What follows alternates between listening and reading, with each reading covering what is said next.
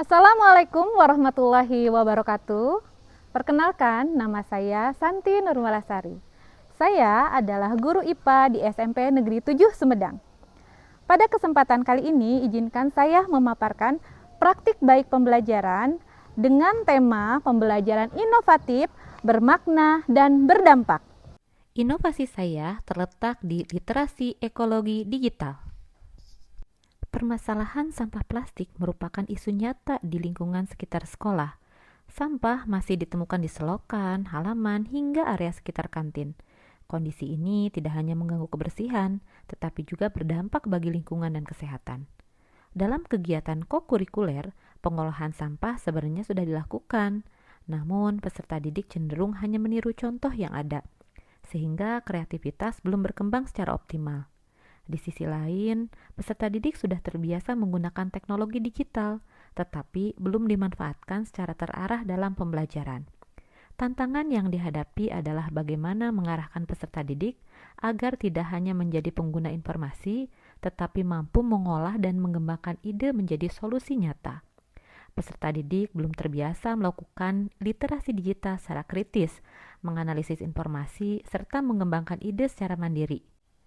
Untuk menjawab tantangan tersebut, saya menerapkan strategi literasi ekologi digital berbasis Google Sites yang diintegrasikan dalam model pembelajaran Project-Based Learning.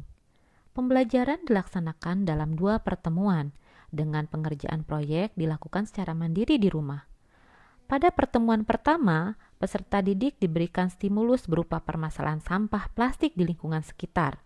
Selanjutnya, peserta didik melakukan literasi ekologi digital melalui Google Sites yang telah disiapkan sebagai pusat sumber belajar.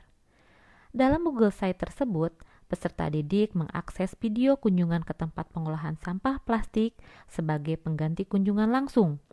Kumpulan video pengolahan sampah menjadi produk bermanfaat, serta referensi artikel dan jurnal sederhana. Melalui kegiatan ini, peserta didik tidak hanya menonton, tetapi diarahkan untuk memahami, menganalisis, dan membandingkan berbagai sumber informasi. Setiap peserta didik kemudian menyusun rangkuman secara mandiri, lalu berbagi hasil literasi dengan anggota kelompoknya. Dari proses diskusi tersebut, peserta didik membandingkan berbagai ide dan menentukan solusi yang akan dikembangkan menjadi proyek. Ide yang dipilih merupakan hasil sintesis dari berbagai sumber, sehingga menghasilkan gagasan yang lebih inovatif. Beberapa ide produk yang dipresentasikan antara lain EcoBrick yang dikembangkan menjadi kursi yang lebih nyaman, serta tempat sampah dari galon bekas yang dibuat estetik. Setelah perencanaan selesai, peserta didik menyusun jadwal dan melaksanakan proyek secara mandiri di rumah dengan memanfaatkan bahan yang tersedia. Setiap kelompok kemudian mewujudkan ide mereka menjadi produk nyata dengan memanfaatkan bahan bekas yang tersedia di lingkungan sekitar. Dalam prosesnya, salah satu kelompok mengalami kendala dalam pembuatan produk, khususnya pada tahap pelapisan sofa dari EcoBrick.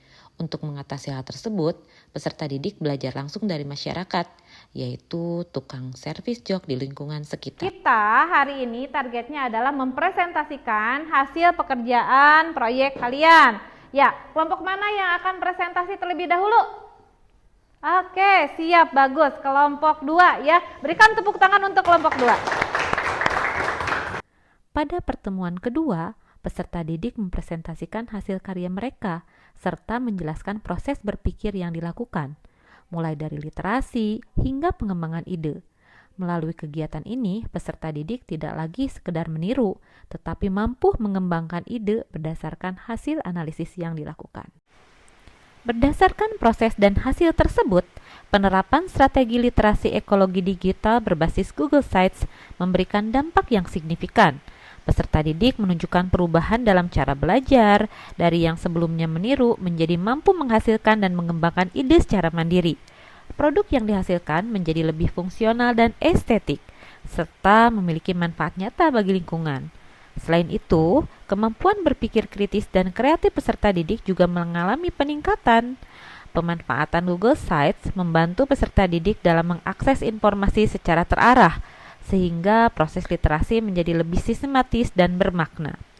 Strategi ini juga menjadi solusi atas keterbatasan pembelajaran lapangan melalui pengalaman belajar virtual yang tetap kontekstual.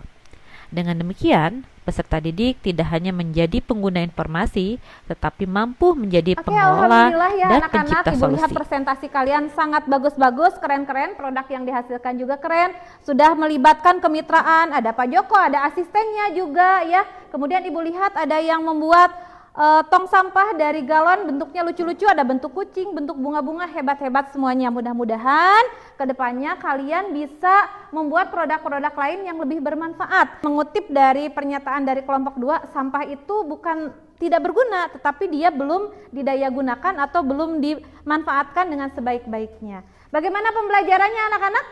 Menyenangkan tidak? Oke, menyenangkan ya. Saya hanya mengetahui ekobrik biasa, tetapi setelah belajar dari video dan membaca jurnal di Google Sites, saya jadi memiliki banyak referensi. Dari diskusi dengan teman, kami memilih ide untuk membuat kursi yang nyaman. Jadi tidak hanya meniru, tetapi mengembangkan yang sudah ada. Pembelajaran kali ini sangat menyenangkan. Saya jadi lebih tahu bahwa sampah bisa menjadi barang-barang yang bermanfaat. Pembelajaran ini saya sangat antusias karena pembelajarannya yang sangat seru dan menarik.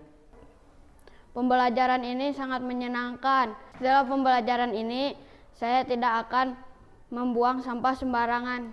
Bismillahirrahmanirrahim. Assalamualaikum warahmatullahi wabarakatuh. Pembelajaran yang dilakukan oleh Ibu Santi sangat inovatif. Melalui pemanfaatan Google Sites, peserta didik tidak hanya belajar dari buku, tetapi juga dari berbagai sumber yang terarah. Ini menjadi langkah yang sangat baik dalam pengembangan kreativitas dan kepedulian terhadap lingkungan. Pembelajaran ini ke depannya akan menjadi program sekolah berkelanjutan. Saya selaku guru IPA di SMP 7 sudah lama mengajar dan bisa dikategorikan sebagai guru senior. Tetapi setelah saya memperhatikan cara pembelajaran yang dilakukan oleh Ibu Santi selaku guru junior, beliau itu menggunakan katakanlah digitalisasi modern. Dan saya ingin menirunya untuk pembelajaran di kelas yang saya lakukan. Mengolah sampah menjadi benda yang bermanfaat. Semoga praktik baik ini bisa bermanfaat untuk pembelajaran inovatif, bermakna, dan berdampak bagi masa depan. Wassalamualaikum warahmatullahi wabarakatuh.